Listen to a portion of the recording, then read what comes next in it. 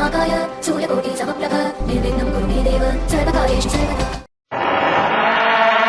जब रात होती है तो हम एक दिया जला लेते हैं और उसकी रोशनी को महफूज समझते हैं, मगर उस रोशनी के परे जो अंधेरा है वो अपने अंदर बहुत सारी कहानियां समेटे हुए है और इन्हीं कहानियों को आपको लेकर आता है लाल के अंधेरे।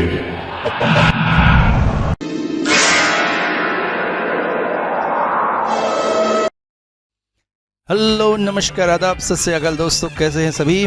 और आज सबसे पहले मैं घोषित करने जा रहा हूँ एक कॉन्टेस्ट। जी हाँ, अब से रात के अंधेरे बीच बीच में इसी तरह के कॉन्टेस्ट लेके आते रहेगा आप सभी के लिए।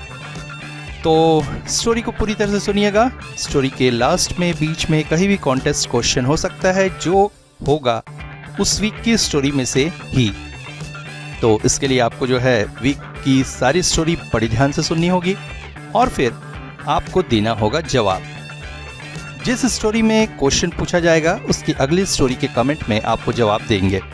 उनमें से सही जवाबों को चुना जाएगा और फिर उनमें से जो भी एक विनर होगा उसको मैं करूंगा पर्सनली कॉल और फिर वो कॉल रिकॉर्डिंग अगली स्टोरी में अपलोड की जाएगी।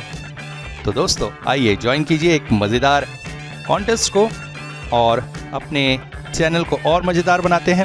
मगर हाँ, एक कंडीशन है, जो लोग भी आंसर कमेंट करेंगे उनको पहले मेरा इंस्टाग्राम और फेसबुक पेज ज्वाइन करना होगा और अपने कमेंट में लिखना होगा कि आपने इस नाम से मेरा इंस्टाग्राम और फेसबुक पेज ज्वाइन कर लिया है। लिंक आपको डिस्क्रिप्शन में ही अवेलेबल है और उसके बाद फिर अपना आंसर लिख सकते हैं। तो आइए शुरू करते हैं स्टोरी और क्वेश्चन भी। देवी मरीचिका। बौद्ध वज्रयान तंत्र संप्रदाय में देवी मरीचिका का एक अपना स्थान है। वज्रयान पंथ को मानने वाले बौद्ध भिक्षु देवी मरीचिका को भोर की देवी मानते हैं। भोर की लालिमा में उनकी पूजा की जाती है। देवी का स्वरूप बड़ा ही विभत्स और अजीब है। तंत्र जगत की अधिष्ठात्री होने के कारण देवी में बहुत शक्ति होती है, मगर देवी की आराधना इतनी आसान नहीं होती है। अचानक हलचल सुनकर ब्रह्मनाथ जी चौंक पड़े। ब्रह्मनाथ जी गांव के स्कूल में गणित के टीचर हैं और इसके साथ साथ पुश्तैनी खेतीबाड़ी इत्यादि है जो भी काफ़ी अच्छी मात्रा में है। गांव के इस हिस्से में उनकी बड़ी सी खेतीबाड़ी है और साथ में है एक बड़ा सा तालाब। तालाब काफ़ी समय से ऐसे ही बेकार पड़ा रहा, मगर अचानक ही ब्रह्मनाथ जी को लगा कि इस तालाब से भी तो कुछ धनार्जन किया जा सकता है। तालाब की साफ सफाई कराने के लिए उन्होंने जेसीबीज बुलाई थी और यही जेसीबी तालाब की मिट्टी वगैरह खंगाल कर और उसकी सफाई कर रही थी। भविष्य में इस तालाब में उन्हें मछली पालन का काम करना था। तालाब के पास से ही यह कोलाहल आ रहा था। लोगों की भीड़ लग गई थी। ब्रह्मनाथ जी चौंक पड़े। अरे, तालाब के अंदर से कोई खजाना जाने निकल आया क्या? तभी लगता है इन लोगों ने इतनी भीड़ लगाई है। नहीं नहीं नहीं नहीं, रुकने से नहीं होगा, जल्दी से जाऊं और सबको वहां से हटाऊं। खजाना मेरा ही है। बस यही सोचकर वो भीड़ को चीरते हुए अंदर पहुंचे। अरे हटो हटो हटो, अरे हटो भाई, ओहो हटो। और उस जगह पर पहुंचे जहां पर जेसीबी के ड्राइवर उतरकर कुछ देख रहे थे। उन्हें भी हटाकर जब उन्होंने देखा तो आश्चर्यचकित हो उठे। वहां पर एक देवी की पत्थर की मूर्ति थी, मगर मूर्ति को देखते ही एक पल को ब्रह्मनाथ जी का दिल जैसे ठंडा सा पड़ गया। वैसे बहुत सी देवियों की मूर्ति देखी थी उन्होंने और उनमें से कुछ सौम्य होती हैं, कुछ रुद्र होती हैं, यहाँ तक कि शमशान काली की मूर्ति भी उन्होंने कई बार देखी थी। मगर जैसी भी रुद्र अवतार हो, मगर शमशान काली देवी की आंखों में एक ममता, एक स्निग्धता मिलती है। मगर इस देवी की मूर्ति की सबसे भयानक बात थी उसकी आंखें। आंखों की तरफ जैसे देखा ना जाता था। पत्थर पर उकेरी गई देवी का स्वरूप भी काफी भयंकर था।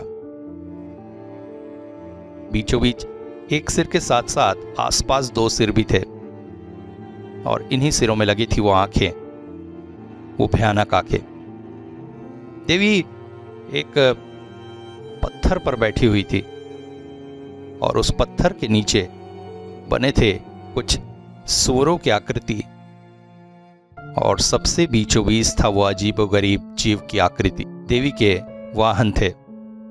अभी ब्रह्मनाथ बाबू ये सोचने में ही लगे थे कि मूर्ति का करे क्या कि अचानक उनकी पत्नी सरस्वती देवी भीड़ को चीरती हुई वहां पहुंच गई। ए, हटो हटो हटो, ओ माँ, ए सुनो सुनो, ए देवी को उठाओ और उधर नल की तरफ ले चलो। सुनते हो, देवी स्वयं प्रकट हुई हैं। ये तो हमारा सौभाग्य है। मैं इन्हें से पूजा के आसन में बिठाऊंगी। सरस्वती देवी एक धार्मिक महिला थे। पूजा पाठ यही उनका जीवन था। घर में अलग से एक बड़ा सा कमरा पूजा घर के रूप में स्थापित किया हुआ था, जिनमें थे 1000 तरह के देवी देवताओं की मूर्तियां। हर त्योहार विशेष पर अलग अलग देवी देवताओं की अलग अलग रूप में वो पूजा करने में ही अपना जीवन व्यतीत करती थी। बच्चे बड़े हो चुके थे, बाहर पढ़ने चले गए थे, इसलिए किसी भी तरह का कोई व्यवधान उनके जीवन में नहीं था। अब जीवन पूजा पाठ में ही बिता रही थी। मूर्ति को देखकर वे अत्यंत प्रसन्न हो गईं। मूर्ति को पास ही के नलपार में ले जाया गया। गंगा जल से स्नान कराने के पश्चात मूर्ति को उन्होंने अपने पूजा घर में स्थापित कर दिया। फूल, चंदन और प्रसाद से उसकी उपासना की। ब्रह्मनाथ बाबू भी मन ही मन प्रसन्न हो उठे। देवी स्वयं प्रकट हुई हैं। अब लगता है हमारे जीवन में कुछ बहुत अच्छा होने वाला है। 2 दिन बीतते ही अचानक ब्रह्मनाथ बाबू की बिल्ली मिनी गायब हो गई। मिनी उनके घर की सदस्य की तरह ही थी। घर में इधर उधर सबके पैर पैर में ही घूमती थी। वैसे आसपास के घरों में भी उसका आना जाना अवश्य था, मगर खाने के समय वो हमेशा अपने मालिक के घर उपस्थित हो जाया करती थी। मगर आश्चर्य, आज सवेरे से मिनी के दर्शन नहीं हो रहे। दोपहर का खाना खत्म कर मछली के कांटे वगैरह लेकर ब्रह्मनाथ बाबू जोर जोर से आवाज लगाने लगे। आ आ आ आ मिनी मिनी मिनी मिनी मिनी आ आ आ आ। मगर कहां मिनी? कहीं से भी उसकी आवाज नहीं आ रही थी। ओह, ये गई कहां ये बिल्ली? बड़ा परेशान है। अगले दिन सुबह तक भी मिनी की कोई खबर न मिली। मगर अगली सुबह ब्रह्मनाथ बाबू के लिए अत्यंत दुखदायी थी। छत पर उन्होंने बहुत सारे छोटे छोटे पक्षी पाल रखे थे। एक बड़ा सा पिंजरा बनाकर उसी में वो पक्षियों को पालते थे। अपनी छोटी बेटी की मौत के बाद उसके गम को भुलाने का साधन बना लिया था उन्होंने। दिन का आधा वक्त वो इन्हीं पक्षियों की देखभाल, उन्हें दाना पानी देने, उनके साथ बातें करने में बिताते थे। एक तरह से बेटी के गम को भूल ही चुके थे वो इन पक्षियों के साथ। मगर आज छत पर जाकर जो दृश्य उन्होंने देखा, उसे देखकर उन्हें समझ में नहीं आया वो चीखे, चिल्लाए, रोए या क्या करें। वहां पर जैसे पक्षियों के उस पिंजरे में भूचाल सा आया हुआ था। ओफ, पक्षियों को किसी ने बहुत बुरी तरह से घायल किया हुआ था। दड़बे का दरवाजा खुला था, पानी देने का बर्तन बाहर टूटा पड़ा था और दरबे के बाहर और अंदर बहुत से पक्षियों की गर्दनें पड़ी हुई थी। जैसे किसी ने बहुत ही निशंस भाव से उनकी गर्दनों को खींचकर उनके धड़ से अलग कर दिया गया हो। कुछ के धड़ पड़े हुए थे, कुछ के धड़ आधे खाए हुए थे और ज्यादातर पक्षी घायल थे। ओफ, ये क्या हुआ? लगता है कोई बहुत बड़ा बनबिलाव पैदा हुआ जिसने वो एक बार उनके हाथ लग जाए वो खत्म कर देंगे उन्हें। तभी अचानक नीचे से सरस्वती देवी के चीखने की आवाज आई। सुनते हो? कहाँ? जल्दी इधर आओ। ब्रह्मनाथ बाबू चौंक पड़े। दौड़कर तेजी से जब नीचे गए तो पत्नी को पूजा घर में पाया। वो कांप रही थी गुस्से से। ओफ, ये तुम्हारी ये बिल्ली, मैं इसे जान से मार दूंगी। और ये तुम्हारे पक्षी, ओफ, जब देखो तब पक्षियों के पीछे पड़े रहते। ब्रह्मनाथ बाबू दिन का अधिकांश समय ही इन पक्षियों के साथ बिताते थे। पत्नी को यह बात फूटो आंख न भाती थी। पत्नी के लिए तो वो पक्षी जैसे उनकी सौतन थी। और आज पूजा कक्ष में देवी की मूर्ति के ठीक पास एक पक्षी की गर्दन पड़ी हुई मिली। चौंक पड़े थे ब्रह्मनाथ बाबू। अरे ये क्या? ओफ, मैं तो तुम्हें पता नहीं वाला था। तुम्हें पता है, लगता है कोई बड़ी बिल्ली हुई है या बन भी लाओ। उसने ऊपर के सारे पक्षियों में से आधे को मार डाला है, आधे को घायल कर डाला है। ओफ, ऊपर क्या विभत्स हालत है, मैं तुम्हें क्या बताऊं। ये काम मिनी का नहीं है, ये उसी बनबिलाव का है। मैं उसे जान से मार के रहूंगा। क्या पक्षी मर गए? हाँ, चलो अच्छा हुआ, बला छूटी। कहां इस बुढ़ापे में बच्चों जैसा पक्षी पालने का शौक पाले हैं। अरे फेंको इन्हें। राम राम राम राम, मेरे पूजा घर को अपवित्र कर दिया इन लोगों ने। इसके बाद लगभग सभी पक्षी मर गए। ब्रह्मनाथ बाबू अत्यंत परेशान थे। ये सब क्या हो रहा है? उस दिन पूजा घर में अचानक उन्हें एक अजीब सी अनुभूति हुई।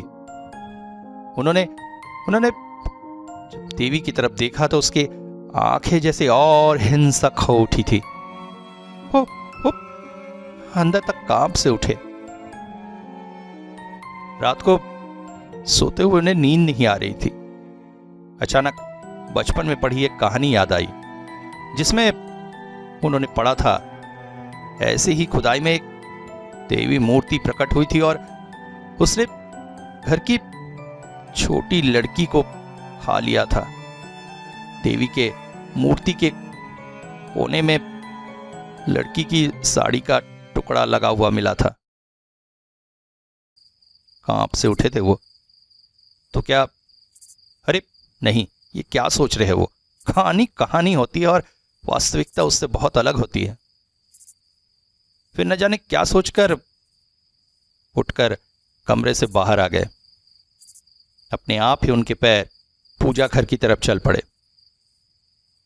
पूजा घर का दरवाजा खोलकर जैसे ही वे प्रविष्ट हुए, अचानक उनके शरीर में अजीब सा कंपन हुआ।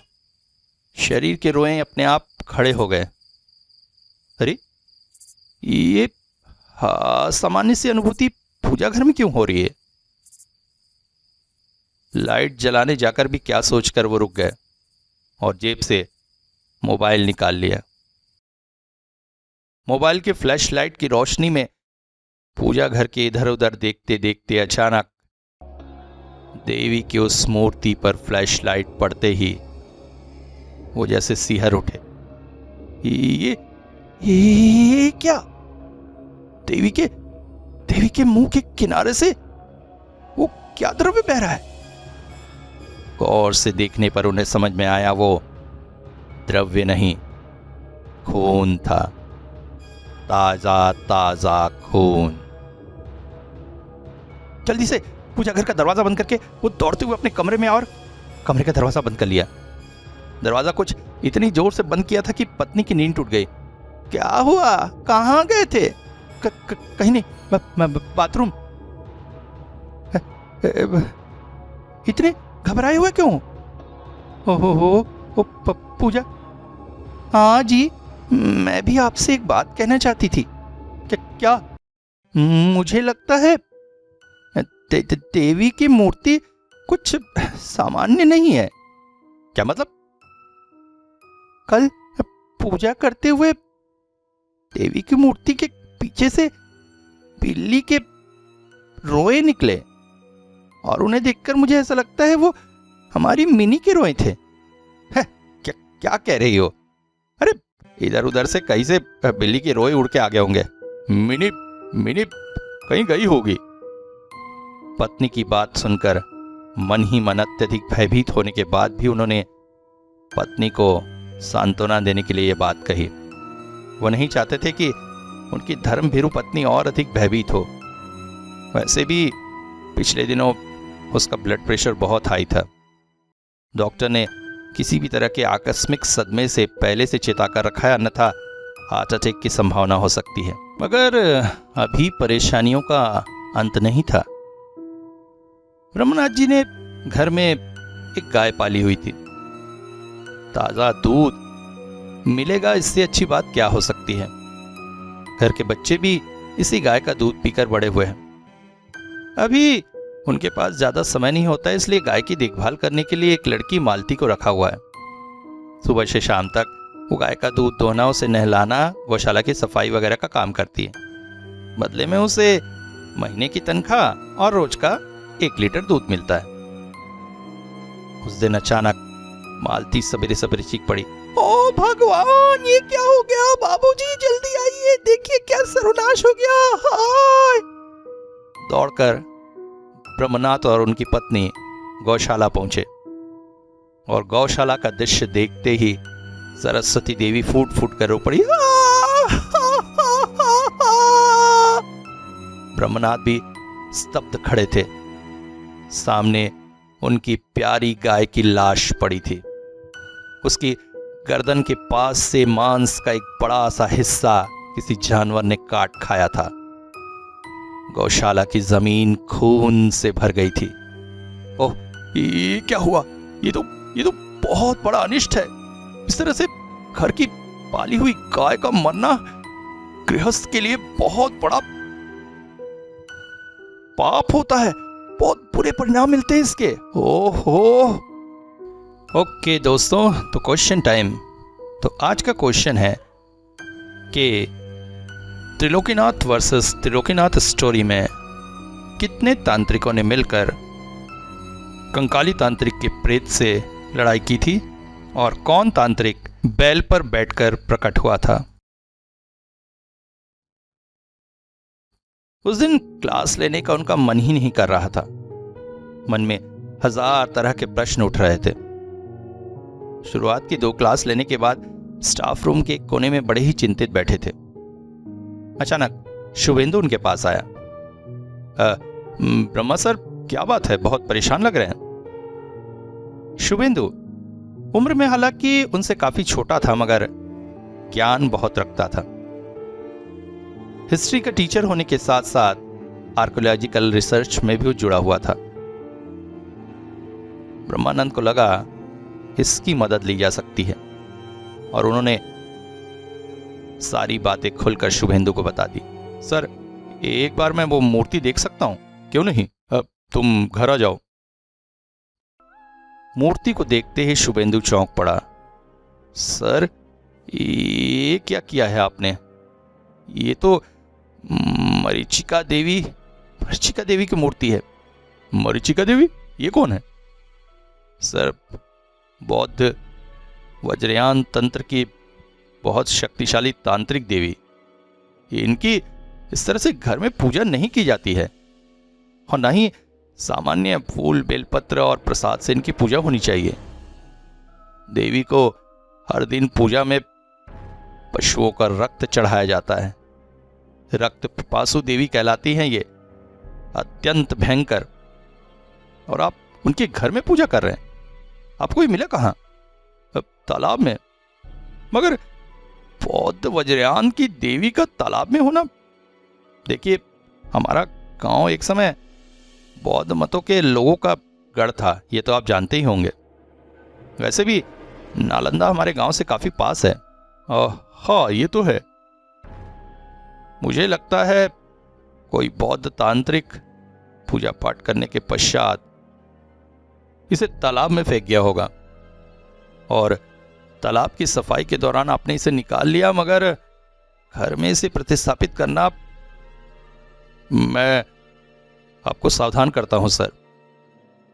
इस देवी की चंगुल से आप इतनी आसानी से नहीं छूट पाएंगे। अगर आज आप इसे उठाकर तालाब में भी फेंक दे तो उसका आक्रोश आपके परिवार पर अवश्य रहेगा। मैं कुछ प्रयास करता हूं, तब तक आप थोड़ा सावधान रहिएगा। अगले 2 दिन ब्रह्मानंद के परिवार पर बहुत बुरे बीते। तीसरे दिन अचानक एक व्यक्ति आया। एक्सक्यूज मी सर, आप ही ब्रह्मनाथ जी हैं? आप ही क्या वो आर्कोलॉजिकल मूर्ति है? जी, मैं लोकल म्यूजियम से आया हूँ। मुझे वो मूर्ति ले जानी है। यहाँ से वो मूर्ति कलकत्ता के बड़े आर्कोलॉजिकल सेंटर जाएगी। जी बिल्कुल, आप आइए और आपके साथ के लोगों को बुलाइए। वो व्यक्ति मूर्ति लेकर चला गया। ब्रह्मनाथ जैसे जैसे बहुत बड़ी मुसीबत के चंगुल से छूटे। अगले दिन टीवी पर न्यूज देख रहे थे। अचानक ही लोकल न्यूज चैनल के एक न्यूज ने उनका ध्यान आकर्षित किया। आज की ब्रेकिंग न्यूज में एक बहुत ही आश्चर्यजनक घटना का वर्णन। जी हां, शहर के म्यूजियम में रायत की ड्यूटी कर रहे चौकीदार की निशंस हत्या। किसी ने उसकी गर्दन के पास से मांस निकालकर उसकी हत्या कर दी है। पुलिस अभी हत्यारे की तलाश कर रही है। सुनकर चाय का कप पकड़े ब्रह्मनाथ के हाथों से चाय का वो कप जमीन पर गिर गया।